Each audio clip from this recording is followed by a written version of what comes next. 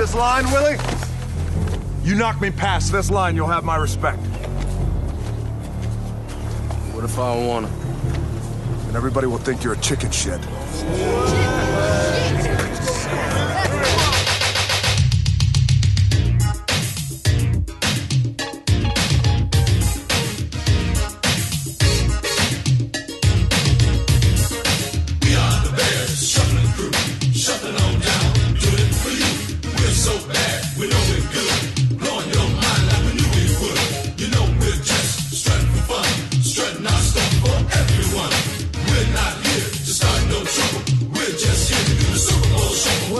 Sweetness, and I like to dance.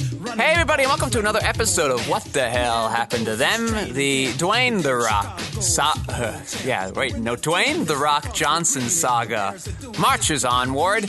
I am your host, Patrick Scale, and of course with me is our co-host, Giraffe-a-lig Joe Vekeman. I like that one. Hi everybody. I think I said it wrong. I was meant to do the Pokemon, but it's been so long since I've played, I don't remember most of their names anymore. But I think, the hip audience that listens, they'll get it. They'll know who I was going for, and then they can sort of we love our hip send audience. put angry messages in the comments about what its actual name is. Joe, what is our movie this week? Gridiron Gang. Correct. And Joe, and of course, let us not forget our audio maven, Levan Rensselaer, keeping us sounding so slickety smooth. And our sponsors, Goats. Good for climbing, good for milk. Goats. Get your goat. All right, Joe, give us the plot summary of Gridiron Patrick, you always Gang. get my goat. I don't know what that means in this context. Joe, what is the plot summary of Gridiron Gang? Teenagers at a juvenile detention center under the leadership of their counselor gain self-esteem by playing football together. That's the whole movie. Yeah, that's a very, very succinct summary in, 2 sentences. Yeah, too bad this movie wasn't succinct because it was long. Yeah, it's tough for me. What did you think? I don't know. Yeah, so it's tough for me because I am a sucker for football movies. Even though they're all pretty much the same. Something about, I don't know why this sport more than others, because as I was watching this movie, I was thinking like, I wonder how this movie would go if it were about basketball instead of football, how I would like it, how the characters would be reacting. I wonder, what I really wanted to see was the hockey version of this. I would just love a bunch you won't have to wait too long. of inner city youth prisoners learning hockey and playing against all the other prep school hockey teams. That would have been amusing to see. But ultimately, yes, ultimately. Never mind. Yeah, that's what I thought, Joe. I thought the game plan was he was a hockey player. No, he's just another football player. What was I saying? Yeah, okay. So, but ultimately, I don't think this movie is, I don't know, I can't call it bad, because what I think it is adequate. It does exactly what you want a movie like this to do. It doesn't surprise you or do anything too interesting. It hits legitimately every point that every high school football movie hits. So, you get what you paid for, I guess. It throws in a few gunshots. Yeah, it gives you a sort of a very aggressive opening. Some very strong violence. They pull a psycho very early on in the film where they kill off who you think is going to be the main character within 5 minutes. Very bold move. And then sort of goes, pretty much where one guy's like, I want to play, coach. And he's like, no, you're a wild man. And of course that guy eventually earns the dude's trust. There's a guy who's like, I don't think I can catch. And he's like, don't worry, you don't have to catch very much. But of course, by the end, he has to make a catch so that they can win the big game. I don't know. There's a guy who's into this, the main character's into this girl, but he sort of is in this prison and he got this tough attitude. And she's like, I don't want to be part of that. And so she leaves and he writes him letters, and then the father's trying to keep him away. But then eventually she comes to the big game. Like, it's all, it looks like the team doesn't want to play anymore and the program's going to get shut down by the white people. And then the players want to play so badly that they play by themselves. And then the white people are like, oh, okay, maybe we do need to care more. And, I guess, yeah. And yeah. So, like, it's exactly nothing in this movie surprised me, even when, 3/4 of the way through, as we're approaching the third act, somebody gets shot. Don't worry, they're fine. Oh, yeah, there's the two guys on the team that are from rival gangs that start off hating each other, but then learn the value of teamwork when one of them has to block a run for the other, and then they're BFFs now. And now what street they grew up on doesn't matter anymore. So this movie, I mean, I've seen a sports movie before. We think we've all seen a sports movie. Once in a while, you'll get one that is a little cut above the rest. This one was fine. This was The Rock was really showing his charm in this one for some scenes, and I want to know if you were in agreement with that, or if you were just like, nah, I didn't see it. Yeah, I was not charmed yet. Okay, not yet. His acting, of course, better than some things I've seen, but still kind of at the plateau where I've already seen him so far. Do you think this was better than Southland Tales? Yeah, because I don't think he knows what's going on in Southland Tales. And I think Richard Kelly is having him do ridiculous things. I hope it's Richard Kelly and not The Rock being like, maybe I'll twiddle my fingers here when I get nervous. And abruptly change facial expressions and body posture. This is actually kind of funny that you bring this up, that he might do that just on set without telling anybody. Yeah, I don't know. Like, maybe he's just like, it was a weird movie. I need to do something weird to keep up with everybody else's weird things. I don't know. Yeah. Well, hold on. This is the same week that it came out that there's a new Netflix movie called The Devil All the Time, where Robert Pattinson plays a preacher, and he was working on his own accent. He didn't have a dialect coach, and he's supposed to have like a Southern accent. And he did not tell the director what his accent was going to be. He showed up on set, and then he gave the accent in the first scene that he was in, and that's how he played it. And I'm like, I guess that's how some actors like to do their things. I don't know. Yeah, it can be tough. Do you respect that decision? It can be, so, ultimately you kind of have to, especially if you're sort of working with someone of Robert Pattinson's both talent and pedigree. If it were like, I don't know, early 2000s Matthew McConaughey, I'd be like, listen, we got to be on the same page here. Yeah. But like Robert Pattinson, I respect the shit out of that for Pattinson. Yeah, if it were just Robert Pattinson in the Twilight era, I wouldn't care. But clearly, he's sort of much better than that. He's made a lot of good choices since then. Twilight essentially gave him the freedom to do that. But generally, when I work with actors, I try to sort of be in communication with them as much as possible. Not necessarily to control them, but just to know and expect what they're planning to do. So. But I don't know, some actors on my most recent project I shot in the spring, that actor sort of really liked to be, after we did a certain level of improv for a few weeks, he kind of wanted to take all that and kind of go in the corner with it by himself until we were ready to shoot. And so, we had built up that trust in the improv, so I let him do it. Robert Pattinson has this great resume, so I would probably give him that trust if he didn't want to tell me, but I would at least like to know that there was an accent going to happen and do what I could to help him, but he's got his own process. I don't know. I guess if nobody else in the movie is having a Southern accent, that's something I'd like to kind of work with the other actors on. Not necessarily having it, but why do they not have one when he does? And what does that mean for their interactions with him? And what does that mean for where we are? Everybody has an accent. Okay, well then I probably would be much more easygoing. And that would be I think we're like, hey, this is just very extreme. Yeah, hey, Robbie, are you working on an accent? And he's like, yep. And I would sort of leave it at that. And I don't know. It's fun. I just want to kind of get into the box office for a minute because I'm looking at it and it's so small.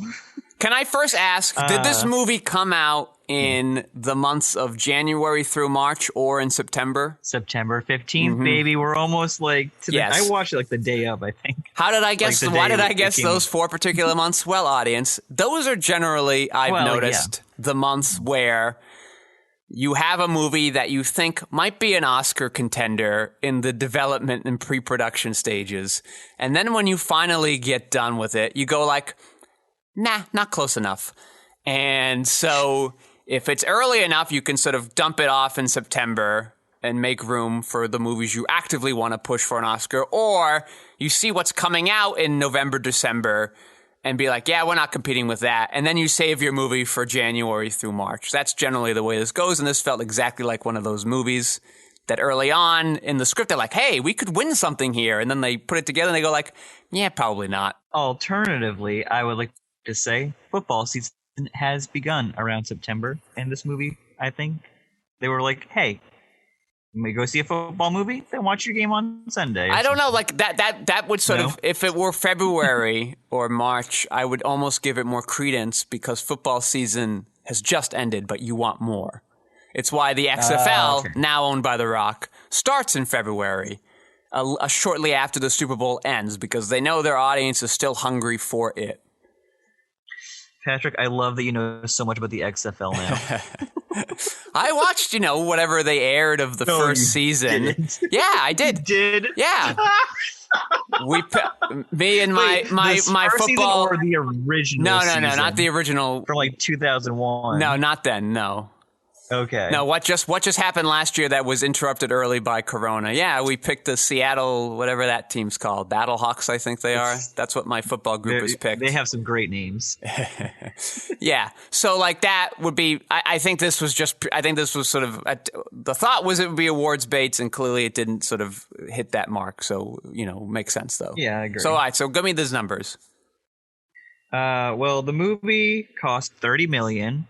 And the box office was $41 million. Hey, so they made a little bit. Not so bad. Right? You have to. I'd have to figure. For a big blockbuster movie, your P&A is usually 50% of your budget. So in that case, this movie would come in a little short on box office receipts. But for a smaller movie like this, maybe you're spending less. Maybe P&A wasn't that expensive back when this movie came out.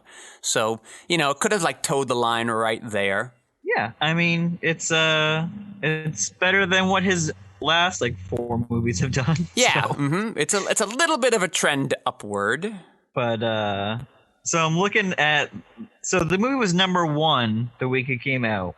The movie number 1 at the box office, it made $4.8 million. Number 1 at the box office. Well, that's like these times that we're living in right now. Number 1, 4.8. Yeah, wow, that's crazy. It was going against 3 other opening movies. There was The Black Dahlia, which is... I remember that movie. Yeah. The horror movie. Was that did that one have Ben Affleck in it? Was that him? No, that one I think is with Josh Hartnett. Okay. I believe. I could be wrong. Then it was going against The Last Kiss, which is a Zach Braff, romantic comedy, I guess. And then it was going against a kids movie, an animated kids movie I've never seen, but I know it's animated. It's called Everyone's Hero. These movies made less than $4 million, and they were all brand new that weekend. And they all had stars in them from the time. No one wanted to see movies this weekend. I would say most of the movies that weekend made $1 million. Oh my goodness, what an odd Very sad. Very year. sad box office. It's just a sign of the times, right? Yeah. I don't know. Was their interest very low in 2006 for anything? I don't know. I wasn't sort of following those trends. Maybe that was somewhat normal then. I don't know. Yeah. So you got those interviews and behind the scenes stuff I sent you for this movie, right? Yes. Mm-hmm. Okay. I'd just really like to quickly go into that the interview with The Rock with the person from Michigan or something. Yeah. When it starts off and he's just giving yeah, okay, answers, and he's just not being himself, the big star that everyone knows, and I'm just what's happening? And then he plays it off as it's just some joke and he's just trying to ease the interviewer in. I know some actors do that, but just seeing it in front of me and just getting the whole interview, I'm wow, this guy just lights up the room. Everyone, he had one of the crew laughing, and he was just playing a game, and then he was just trying to like calm the interviewer down because she's probably a little starstruck. And I was just like, he's a movie star. He's like he's been a big star, but now he's like easing into that movie star like persona. And I just wanted to point that out. I mean, has he been a movie star? I think so. I think he's trying to find his groove now. Okay. He knows how to work the people. He's always been good with that.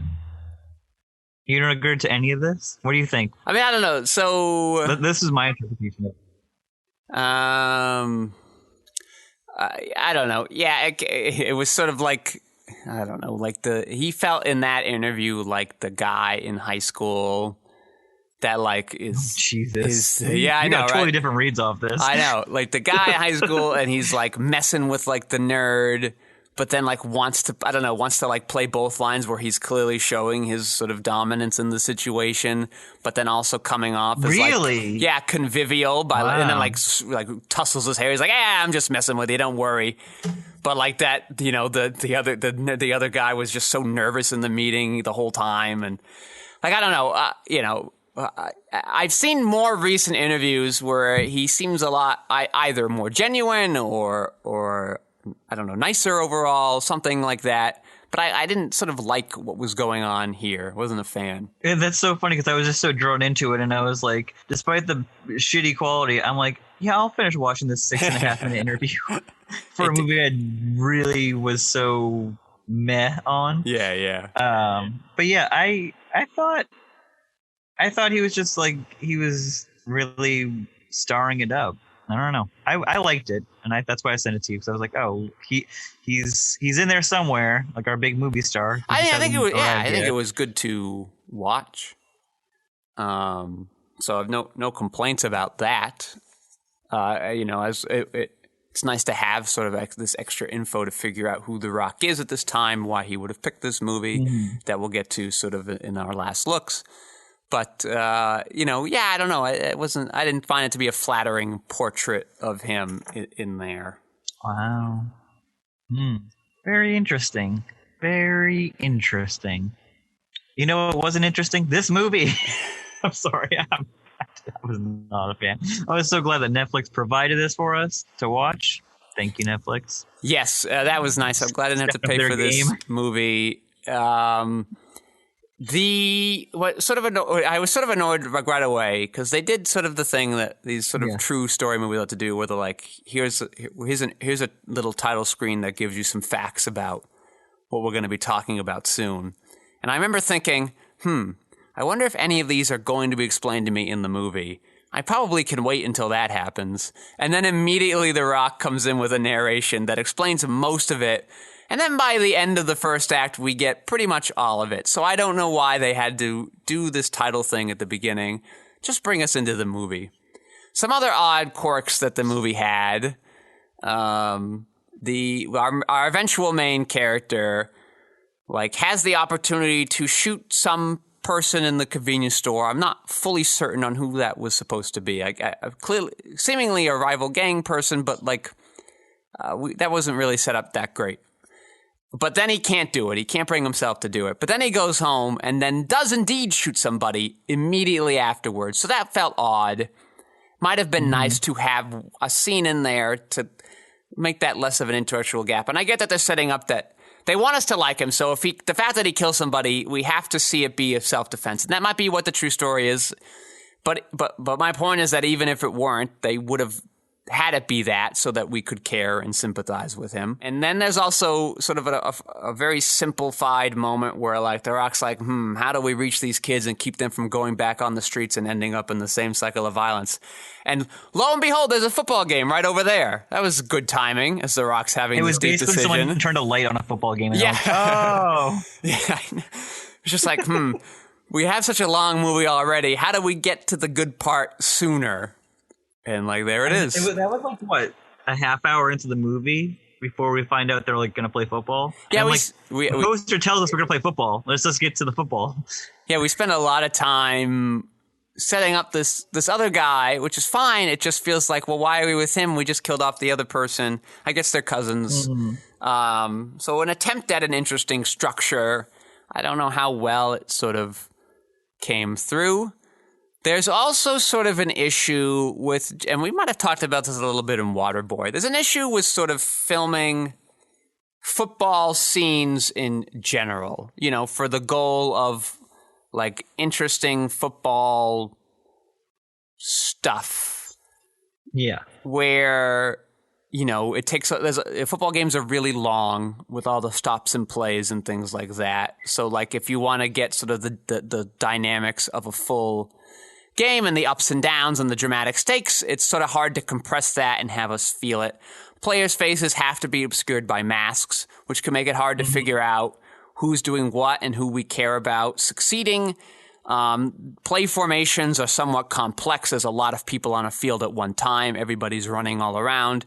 Unless you get sort of a bird's eye view, you don't even see the full defensive formation and then that, or offensive formation, and then that implies that you know what that would even mean anyway.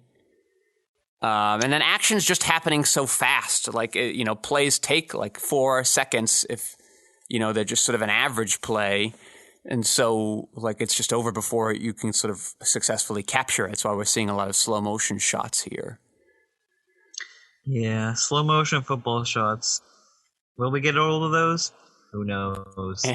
So, my questions were, what did you think of the football sequences? Well, you answered that one. I mean, no movie could do them well, and I think the montage sort of in the middle worked out great. I think the ending of that climax football game at the end was sort of what you would expect in the Hollywood movie. Like, everybody sort of completes their little arc by the end of it.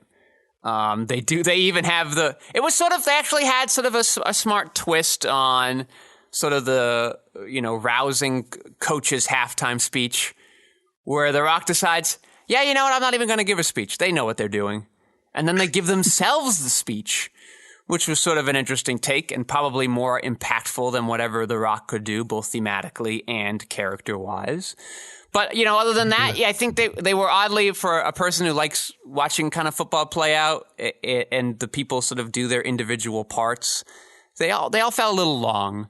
That first game, the second game, sort of that last game right before the playoffs, a bit too long. The montage was nice because you got sort of everything you wanted to see. You saw them be crappy. You saw them get better.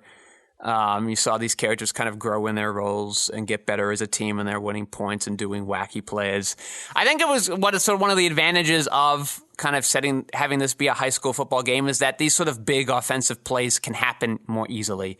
You can get 20 yards on a pass. You can get 60 yards on a pass very often. You can run up the score like they did in that first game just because that, you know, these players aren't very good yet. You know, they're not very beefy. They don't have sort of a good chunk of endurance. They're not the best of the best. So like these defensive breakdowns and even sometimes offensive mishaps are just going to happen. So the games can usually get very swingy. Just one team gets a little luckier than the other if they're both evenly matched. Yeah. Well, my next question was this a good football movie? Yeah, that I don't know. Do we have the same favorite football movie, by the way? What would be my What's favorite your favorite football movie? That was my other question. What's your favorite football movie? Yeah, I know. That's tough. Well, obviously, of course. I didn't know if we had the same one. Well, obviously, of course, everybody knows that I'm a really big fan of The Waterboy, who listens to this podcast. Surprise hit from the Sandler podcast. But you know what I also like? I like that Gene Hackman one a lot, too. Oh, my God. The Replacements? The Replacements. I like that. I you know, these sort of... Keanu Reeves? Yeah, Keanu Reeves. They sort of had a very interesting cast in there, actually.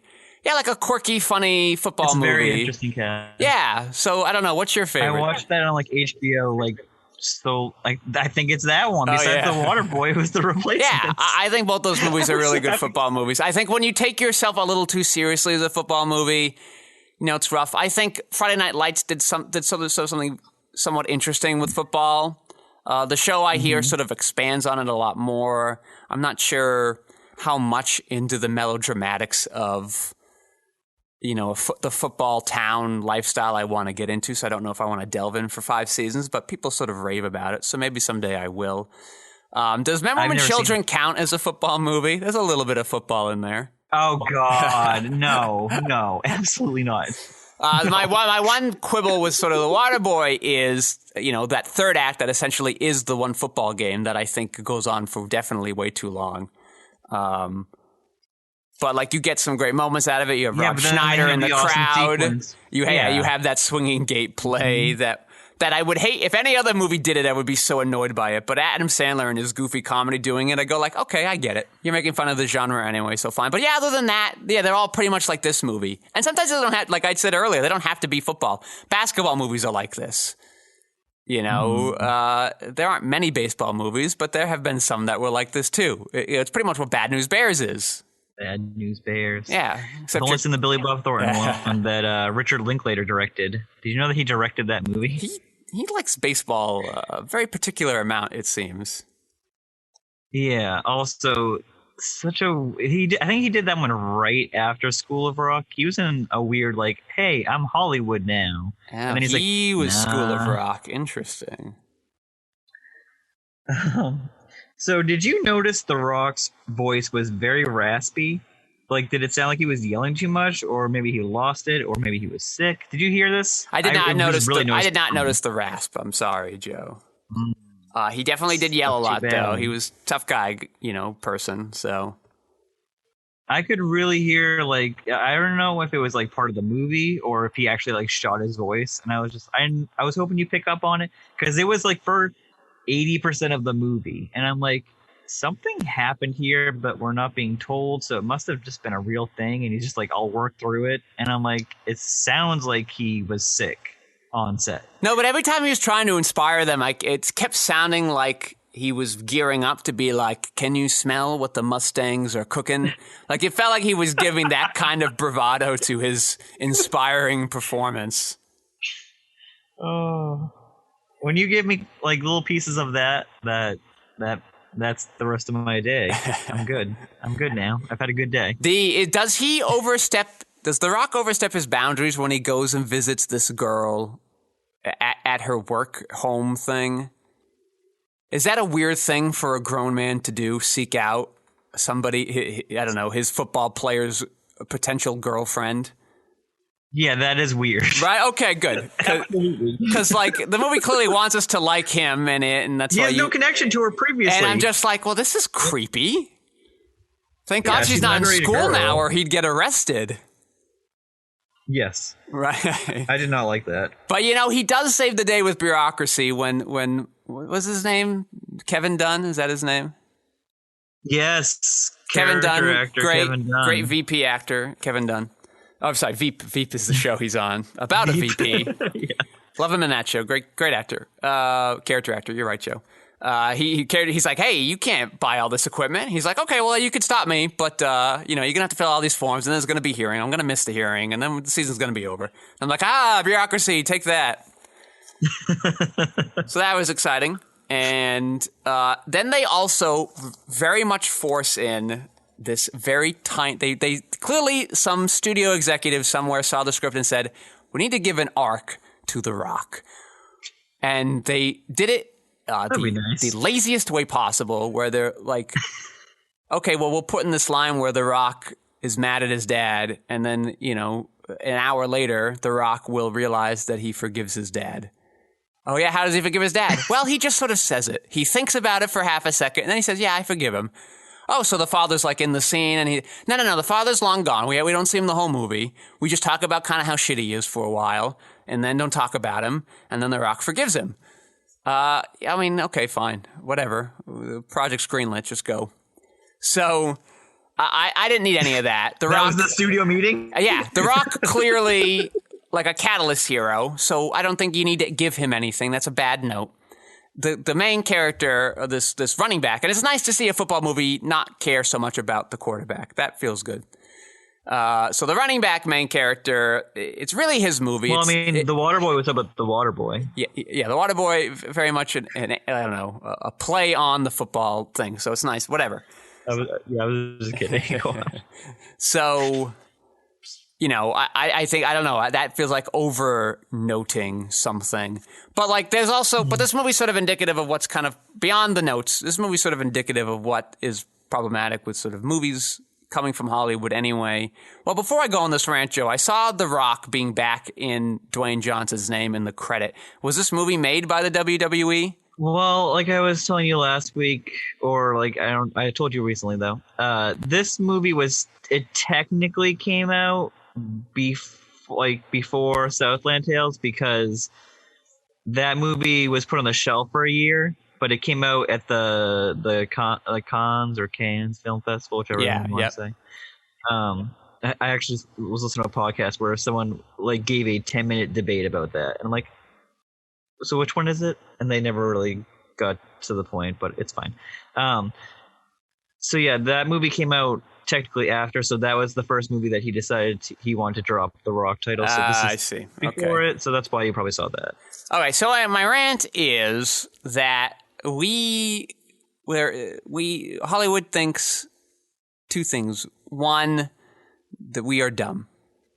We are dumb. That we are stupid and need to be told what to think and how to feel. And so while you may walk away from this movie, as even I did, as most of you I'm sure did, where you like, because it hits all these kind of emotional cliches, like you get sort of teared up when they win, and you get sad when like a guy gets shot, but the guy runs and sort of attacks his old gang friend to save his football teammate and whatever, and then it goes through all the stuff at the end, and they come out on top, and you cheer, and you're like, woohoo!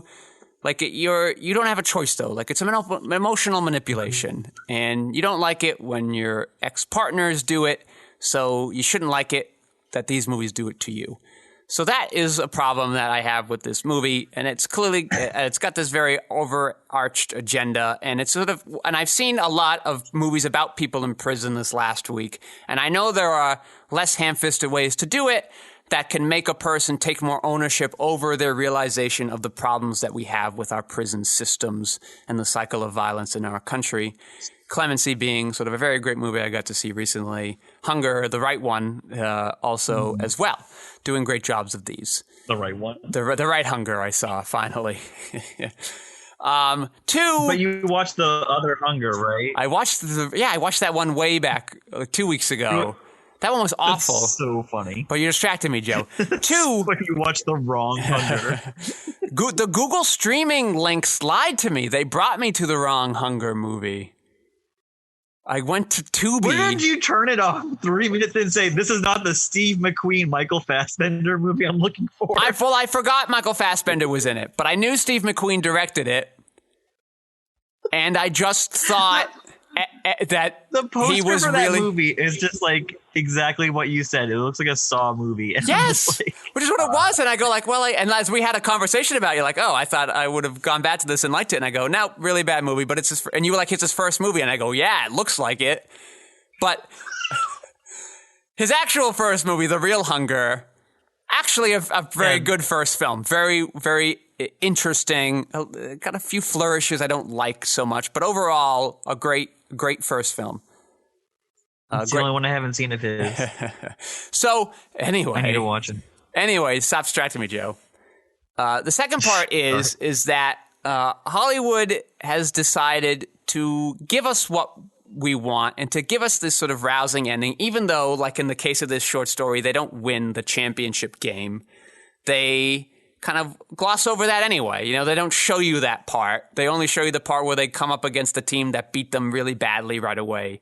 That I think is supposed to be like some like fancy rich prep school team. And like, so we're like, yeah, take that, oppressors. So like they want us to feel like problems are easily solved. They want us to feel, that like The Rock solved the gang conflict that's been plaguing this country for decades in, an hour and 20 minutes.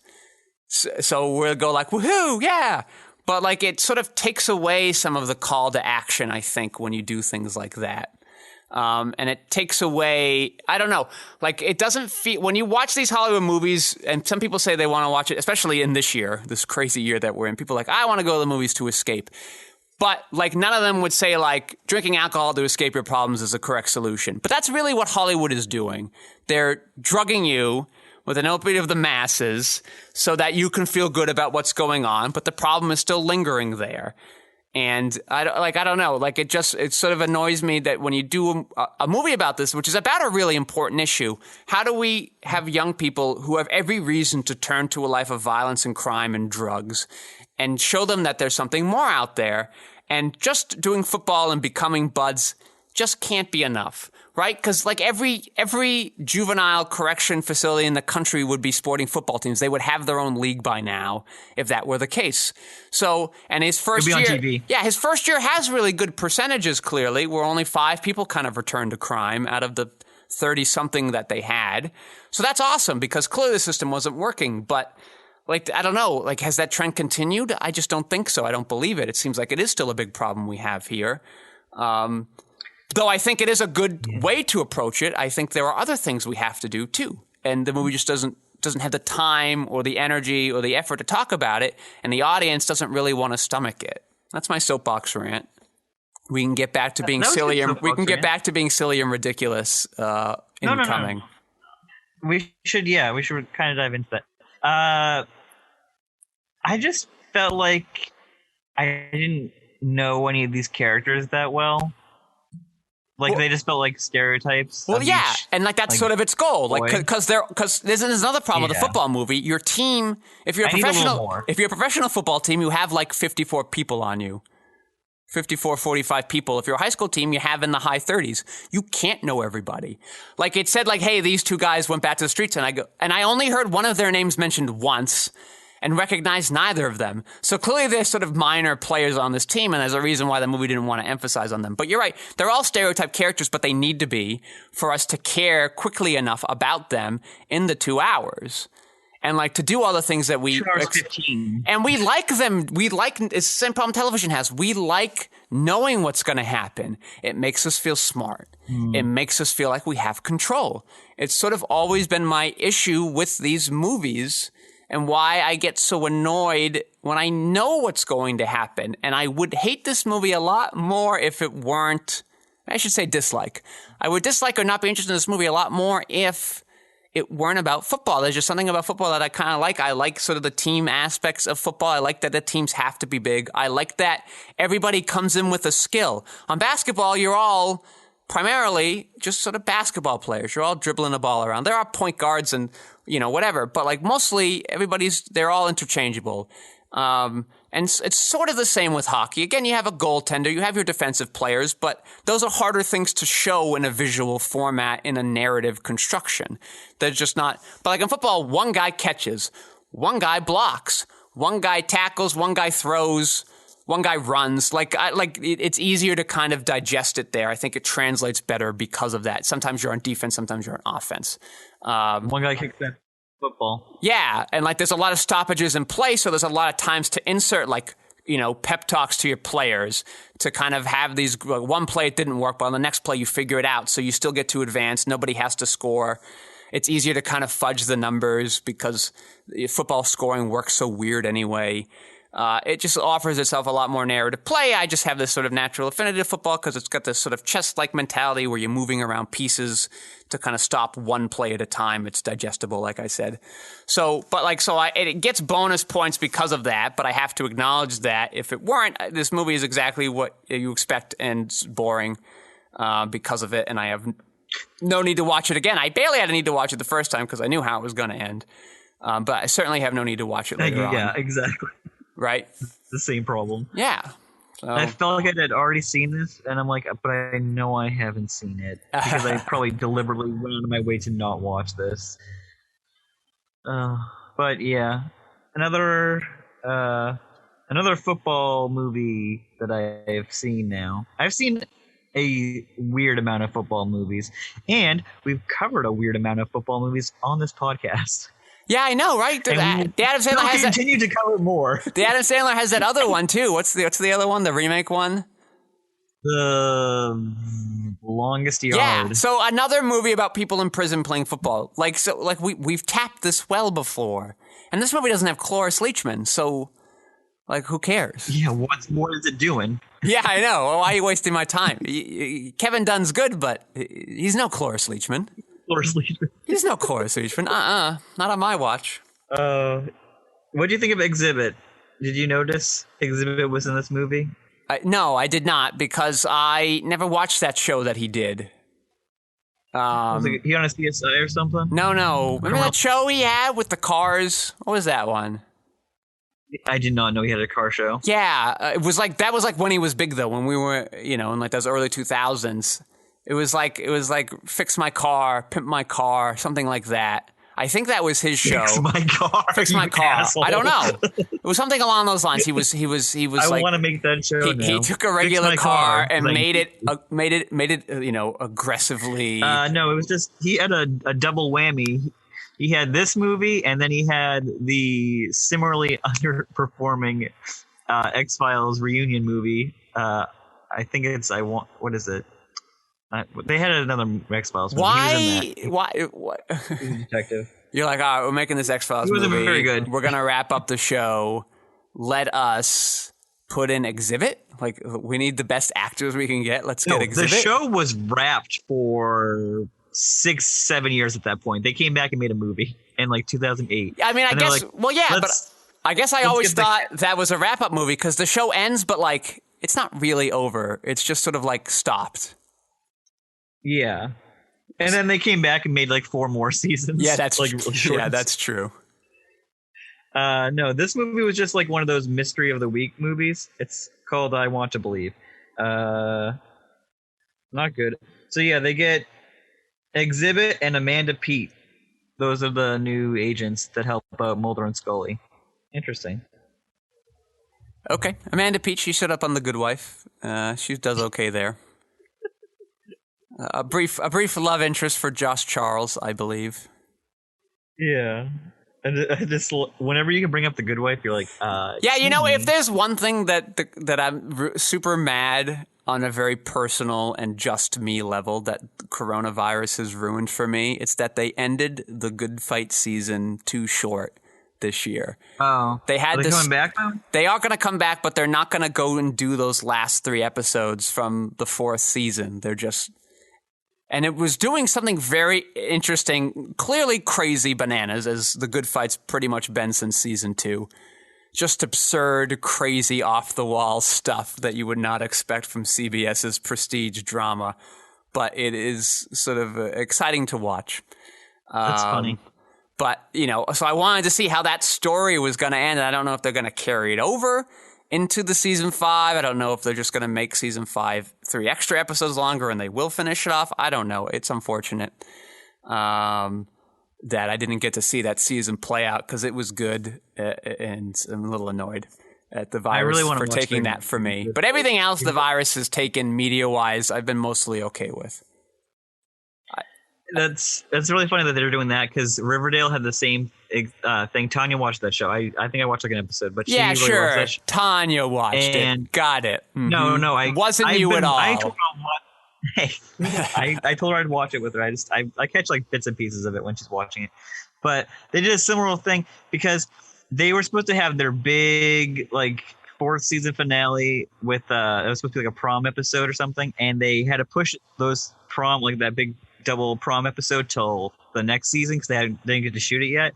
And then in that same season, apparently they're jumping 8 years ahead in time, and I'm like, so it catches all the actors up to their actual ages, and I'm like, way to like use the pandemic for something like chaotic good, like something new, change the show format. Because like, how long are these like really like mid-20s actors gonna look like they're teenagers still? Well, another show that did something like that when we were in high school, I think it was called like One Tree Hill, sort of the Chad Michael Murray launch pad, and they did something very interesting.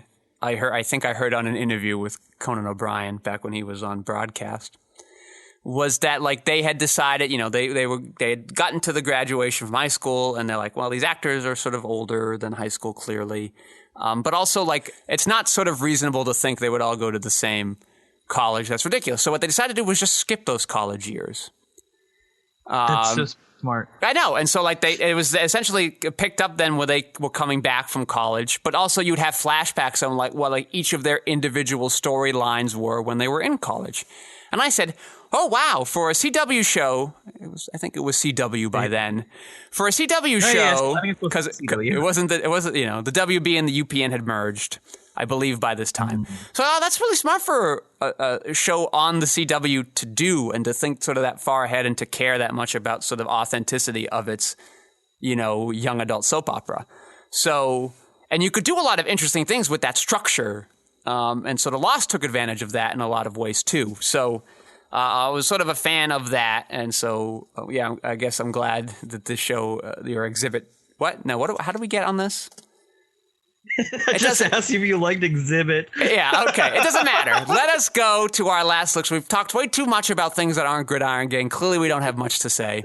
You get it. If you've seen a football movie, if you've seen Varsity Blues or any, I don't know, any football movie ever, you get it. So let's just move on. Varsity Blues is the one you jumped to. I love it. Yeah, let's just move on to or Remember the Titans.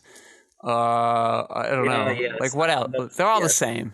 So let's just move on to our last looks. And for me, I don't know. Before we go to the last looks, okay. I want to ask you one question. All right, give it to me, Joe. Do you know any of these characters' names? Can you name me one character? Can you name me The Rock's character's name? No, I can't. Here's who the characters are. The Rock. You can work on this. The Rock, guy from Veep, probably rapper guy whose name I don't know. Wide receiver, backup wide receiver, token white guy, quarterback, little kid, fat kid, try hard guy. Like, that's it. Like, that's all I needed, though. I didn't need their names. Love interest, but this is a problem that mother. We should really address with The Rock, though. None of his characters' names have actually, had... they're not good names. Maybe the exception is Southland Tales. Boxer Santoros is a pretty good name. but it's almost too obtuse to be memorable. Like, it's so bizarre.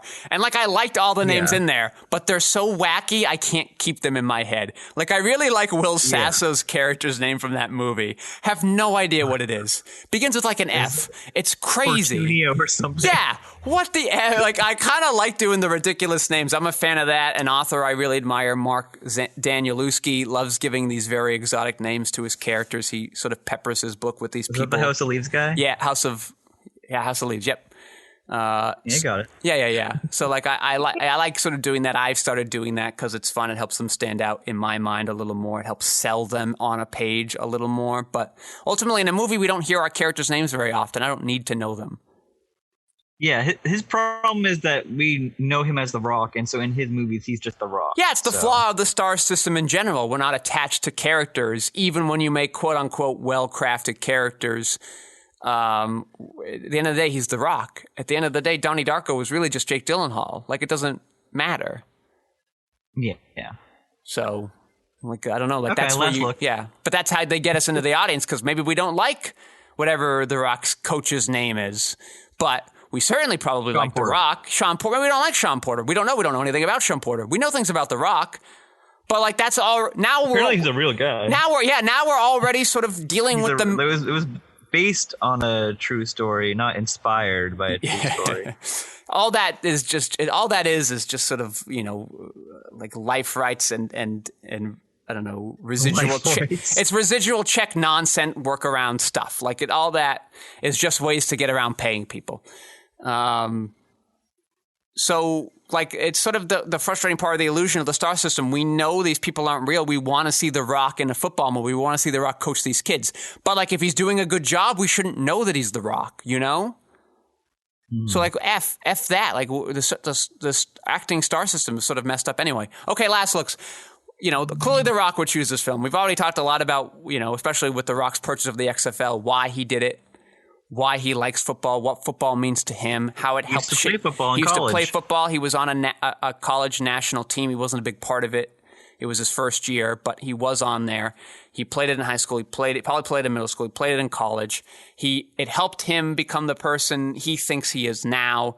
He thinks it helped straighten him out. It taught him good, valuable lessons. And I think that's true of all team sports. I think they can teach you really valuable lessons. I kind of look back and wish I had played more team sports. growing up, though I don't know how well I would have responded to them then. I might not have been ready to play team sports. And there's not really a lot of opportunities when you're older. But I get why The Rock would do this movie.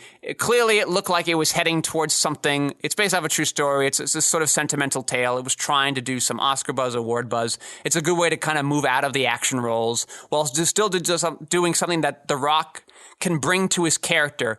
He has been coached by a lot of people. He knows what it's like to be a player. So he can bring a lot of himself to the role. And he did an okay job at it. He's still got some muscles to flex acting-wise to kind of build up his craft overall, but he did okay.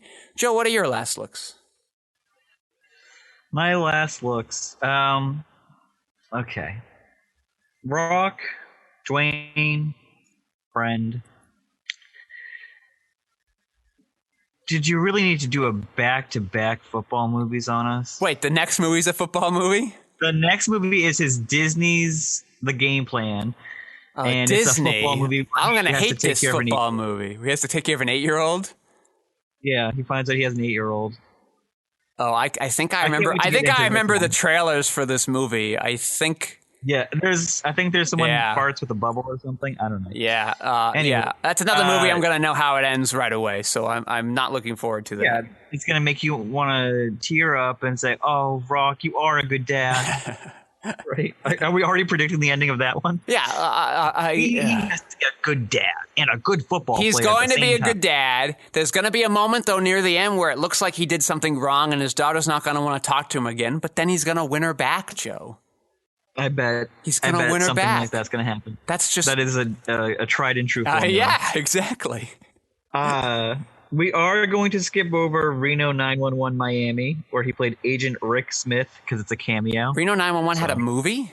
Yeah, it's called Reno 911 Miami. Okay. I didn't think that show... I know that show was a little popular. I didn't think it was popular enough to get a whole movie. It got a movie. Do you want to guess the runtime? Guess the runtime. 78 minutes. 80 minutes. Yes! You were yes! Like this right rules, you yes! Hey. Budget was $10 million. Box office $22 million. That's a lot bigger than I thought it would be. I will tell you that. I thought that was a really niche show. Produced by Danny DeVito. Good for him. Oh, wow. Danny DeVito's got his hands in a lot of weird soups at that time. Patrick, I'm looking at his IMDb filmography right now. The Rock, we are in his kids and comedy phase. Get ready. Okay. Get ready. Yeah, the Disney was sort of a good gateway drug for that. 5 or 6 movies, just kids and comedies. All right. Sounds delightful. Mm-hmm. Oh, we've hit it. Yes. Okay, well... How are you feeling right now? I'm a little scared for what the future brings, Joe. For the first time in 2020, I, Patrick, am scared of what the future will bring. So, we'd like to thank Lev Van Rensselaer for being the audio maven that we are craven. We would like to thank our sponsors, Goats. Good for making weird noises, good for scaling cliffs. Goats. Get your goat. I am your host, Patrick Skeyhill. You can find my short films, feature films, documentaries, video essays, animated things, web content, behind-the-scenes footage, and much more at quixoticunited.com, and some social media probably with a similar-sounding name. I'd like to thank Joe Vekeman for joining us tonight, and of course, we would like to thank our audience for listening and tuning in as always, even when we don't specifically talk about the movie you have tuned in for. Thank you all for listening. Joe, say goodnight. Good night. San Diego Superchargers, San Diego Chargers, San Diego Superchargers, San Diego Chargers. And we'll find out tomorrow on Batman. What the hell happened to them podcast? I mean, you and I will find out, very soon. Right now. No. I got to see a Simpsons couch egg. I hadn't seen it in a long time, and it's sort of like they go into different couches in TV history. Yeah. So they start off and they're in the honeymooners, and they go each decade. Eventually, they get to the 80s, and they're in the Cheers bar, and then Sideshow Bob comes in dressed as Fraser Crane. Some smart thing there, and then they get to the 90s, and that's them. But like, what was notable was that in the 60s, they did not pick I Love Lucy, which would have been easy to do and would have been a very good guess. They picked the Dick Van Dyke Show, which I love because much better show. This isn't to dump on I Love Lucy and all the Lucy heads out there if they're still alive. Certainly, a more iconic show, easier to recognize if you were doing a spoof of it. I think Will and Grace in their most recent season literally, like each of the characters took turns playing Lucy because they all thought they were the Lucy in the group. And so current of them. I thought was like, oh, who's your audience here? But whatever, I appreciated it. Their audiences from 20 years ago. Hey, they got 3 bonus years out of their show. That's nothing to scoff at. And they're just like the Connors. The Connors is going strong. Which is more insane. That'd be like, hey, let's bring back Will and Grace, but after a year, we're going to get rid of both Will and Grace.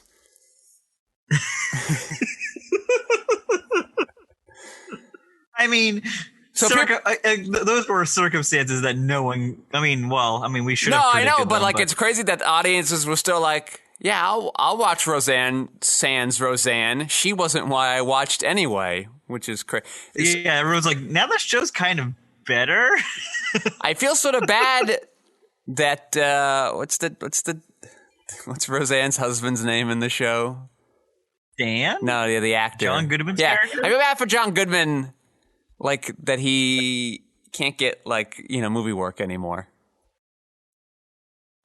He can get plenty of movie work. The Coens just aren't calling now. The guy used to be everywhere. You see my haircut?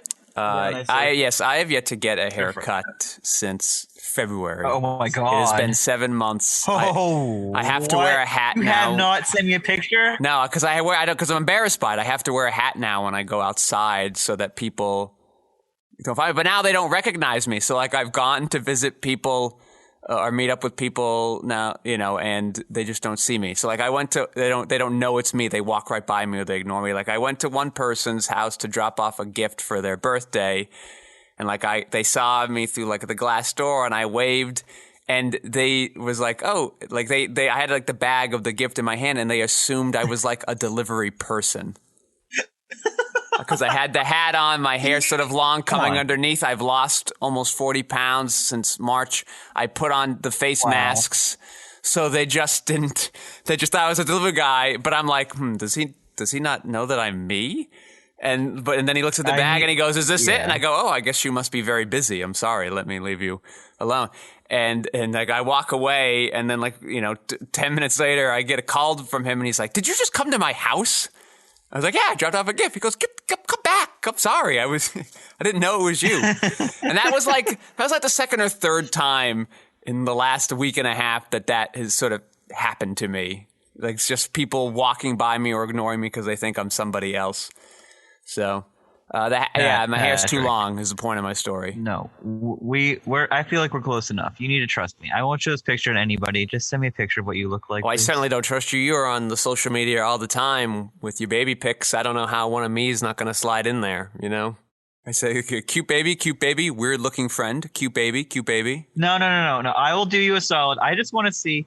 And as soon as you send me it, I will delete it. I will show you me deleting the picture. Okay. All right. Well, the real point of my story was it's kind of hard to depict the Dick Van Dyke Show other than the one moment where he falls over the ottoman. And he really only does that for a season or two. And then they change the opening theme where he sidesteps it.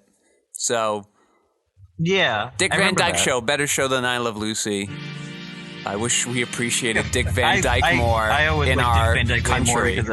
Mary Poppins. Yeah, Bang Bang. yeah, like thank God he's been in some of those movies, or I think we just would have forgotten him completely. But every now and then, even now, now that he's like Years Behind an Hour.